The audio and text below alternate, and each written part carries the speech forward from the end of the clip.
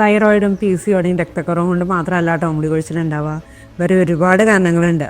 Stress, ഉറക്കക്കുറവ്, tension, ഇതൊക്കെ നമുക്ക് സിവിയറായിട്ടുള്ള ഹെയർ ലോസ് ഉണ്ടാക്കാൻ കാരണമാവും. നമുക്ക് വന്നൊരു പേഷ്യൻറ്റ്, ആൾക്ക് സിവിയറായിട്ട് ഹെയർ ലോസ് ആയിരുന്നു.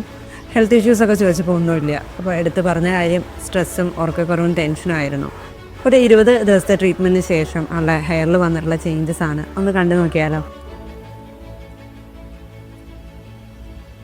ഇത്രയും നാളെ മരുന്ന് കുടിച്ചാൽ മാത്രം എനിക്ക് മാറ്റം വന്നത്, നല്ല മാറ്റം വന്നു. ഇപ്പം മുടി കൊഴിച്ചിൽ നിന്നിട്ടുണ്ട്, ചേർപ്പിൽ മുടി വരുമ്പം അങ്ങനെ മുടി കൊഴിഞ്ഞ് വരുന്നില്ല.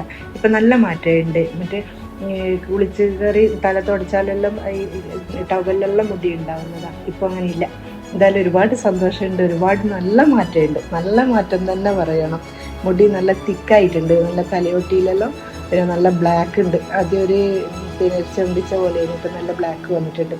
എന്തായാലും മനസ്സിൽ ഒരുപാട് സന്തോഷമുണ്ട്. ഇത് ഞാൻ എല്ലാവർക്കും പറഞ്ഞു കൊടുക്കാം കേട്ടോ.